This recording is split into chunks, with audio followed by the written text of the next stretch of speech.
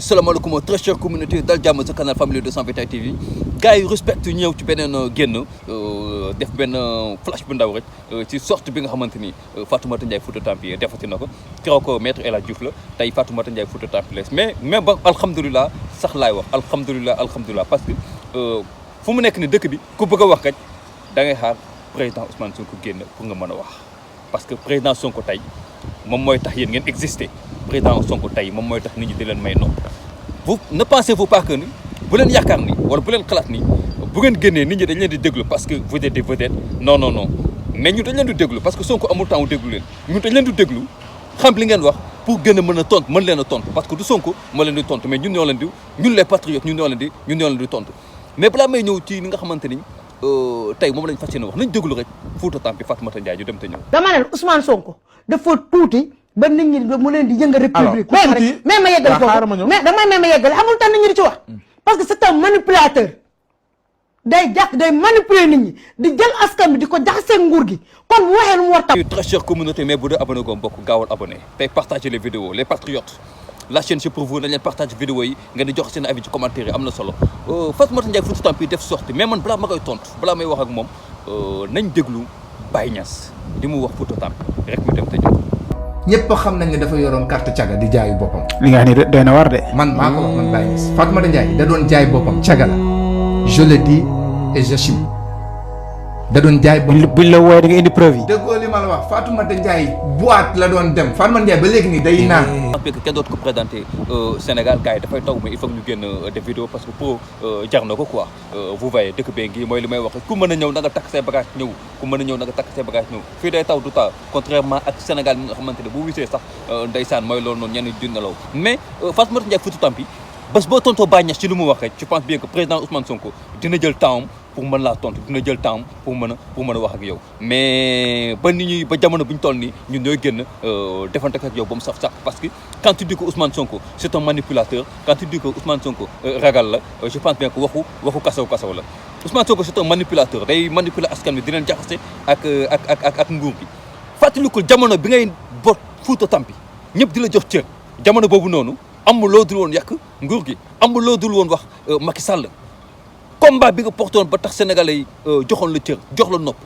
mais combat boobu noonu après da nga ko jël teg ko ci suuf te nga jaay sa ngor te nga wax askanu lumbu te nga wax Fouta Tampi da nga décevoir ñi nga xamante ni am nañu espoir ci ni que demain wala boog toll nañ ci jamono boo xamante ne ndeysaan am na ay jigéen yoo xamante ni mën nañu mener le combat du peuple mën nañu doon ay vrais patriotes parce que bul fàttali Fatoumata Ndiaye Fouta Tampi yow bi nga doonee vedette c'est parce que combat bi nga doon mën a moo tax nga doon vedette tey président Ousmane Sonko tey dafa nekk vedette au Sénégal vedette incontournable un leader politique incontournable parce que dafa am combat bu muy mënee am ay idéologie yu muy dégager moo tax sénégalais yi topp ko yow bi la sénégalais yi di topp c'est parce que tu étais dans le même chemin mais jamono di dox nga jaay sa ngor jamono di dox nga wax sénégalais yi jamono di dox nga wax waa Fouta kon pour man être un traître je pense bien que amul lu ko gën a ñaaw waxkat amul lu ko gën a ñaaw que qu'être un manipulateur man je préfère ma nekk un manipulateur que ma nekk waxkat benn ñaar nga ne président Ousmane Sonko amul ragal la maanaam ragal daal ci Sénégal daal ci ñun sénégalais mooy ko amul fit xam naa ni sax jaruloo ñu si tontu mais faaw ñu tontu parce que ku xool position yi nga xamante ni président Ousmane Sonko bi ngi koy jël kooku ku ragal du ko jël combat bi nga xamante ni président Ousmane Sonko mu ngi koy mën je pense bien que ku amul fit du ko jël non ku amul fit du ko jël na président Macky Sall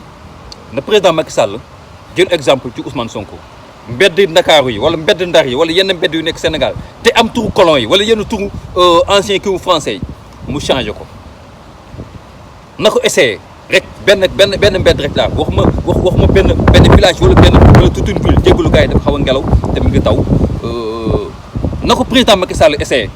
là on verra que ni ndax am na fit wala amul fit ndax ragal la wala du ragal kon je pense bien que boo toogee ne président Ousmane Sonko ragal la waxu daanu saret la waxu koo xamante ni la peut-être amatul lu muy wax sénégalais yi muy profité à chaque sortie du président Ousmane Sonko pour mu sànni son grain de sel mais là on verra du jamono yàlla génnoon nga di demander aide waa APR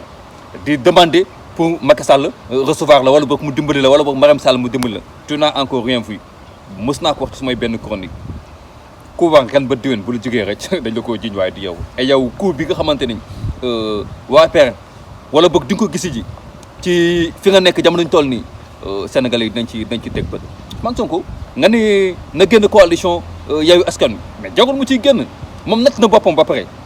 président Ousmane Sonko dem na fi élection présidentielle def na fi élection législative sans Yewwi Askan Wi kon moom jarul nekkul ni day ut doole biir Yewwi Askan Wi c'est que dafa fekk ni jamono bi ñuy taxawalee Yewwi Askan Wi politique Sénégal moo ko laaj mais bu jamono ñëwee ba ku nekk war a jël si yoonu bopp là tu verras que ni président Ousmane Sonko il pèse lourd même su fekkee ne il pèse pas lourd sax il pèse plus que toi jamono ñu toll ni il pèse plus que Macky Sall waxuma la coalition Benno Bokk Yaakaar kon Fatoumata Fouta Tampi réglal sa pecc nga dal ñu nag yow xeex bi du yomb ñu nag yow Fouta Tampi non xeex bi du yomb ndax saa boo génne wax benn rek ñun am nañu temps tontu la fukk respectez à vous la famille respectez le patriote mais gars yi dañuy partager like di abonné la famille je vous love